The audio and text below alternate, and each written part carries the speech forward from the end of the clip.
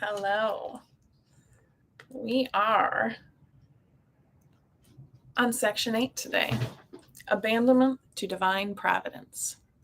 Section 8, to estimate degrees of excellence.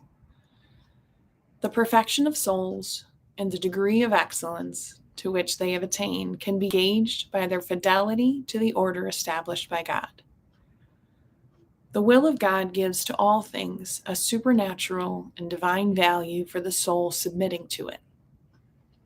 The duties it imposes and those it contains, with all the matters over which it is diffused, become holy and perfect because, being unlimited in power, everything it touches shares its divine character.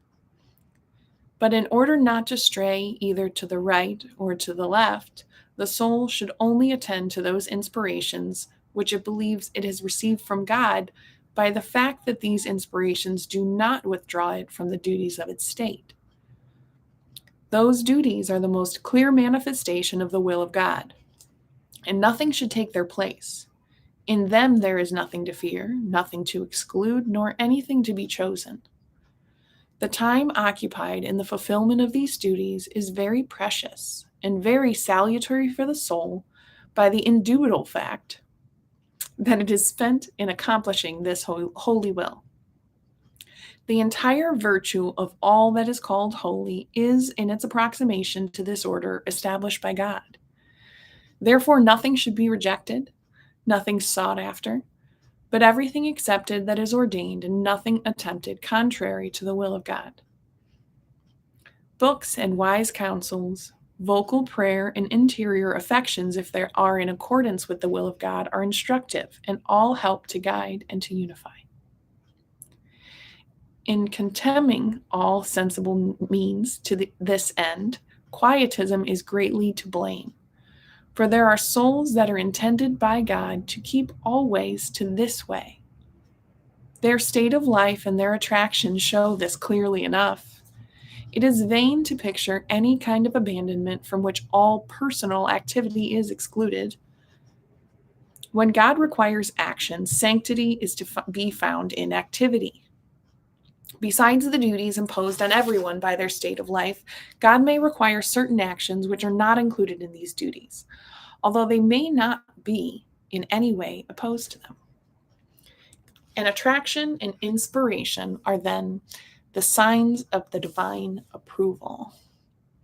Souls conducted by God in this way will find greater perfection in adding the things inspired to those that are commanded, taking the necessary precautions required in such cases, that the duties of their state may not clash with those things arranged by Providence.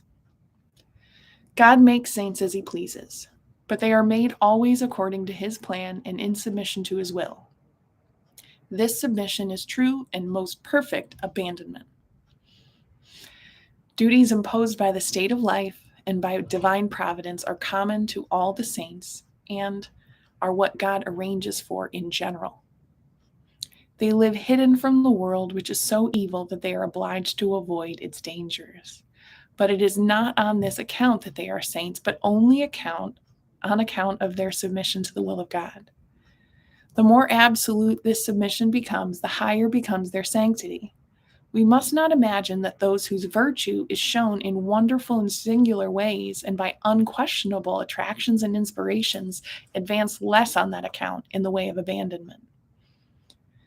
From the moment that these acts become duties by the will of God, then to be content only to fulfill the duties of a state of life or the ordinary inspirations of providence would be to resist God, whose holy will would no longer retain the mastery of the passing moments, and to cease practicing the virtue of abandonment. Our duties must be so arranged as to be commensurate with the designs of God, and to follow the path designated by our attraction. To carry out our inspirations will then become a duty to which we will be faithful. As there are souls whose whole duty is defined by the exterior laws and who should not go beyond them because restricted by the will of God, so also there are others who, besides exterior duties, are obliged to carry out faithfully that interior rule imprinted on their hearts. It would be a foolish and frivolous curiosity to try to discover which is the most holy. Each has to follow their appointed path.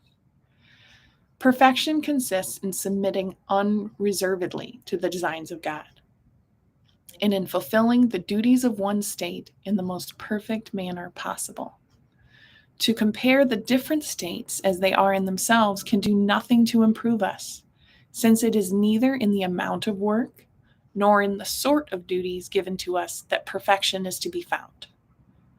If self-love is the motive power of our act, or if it be not immediately crushed when discovered, our supposed abundance will be in truth absolute poverty, because it is not supplied by obedience to the will of God.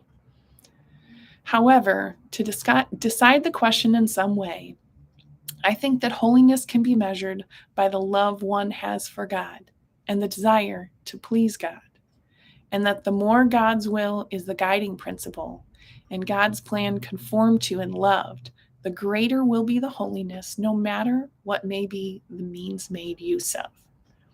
It is this that we notice in Jesus, Mary, and Joseph.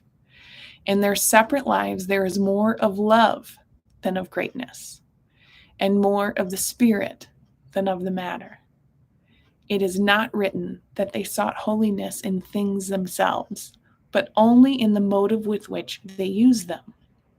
It must therefore be concluded that one way is not more perfect than another, but that the most perfect is that which is most closely in conformity with the order established by God, whether by the accomplishment of exterior duties or by interior dispositions. So that's a brief one, but a powerful one. Section 8. Thanks for joining me, Reader Patti, and we will be back with you on Section 9 next.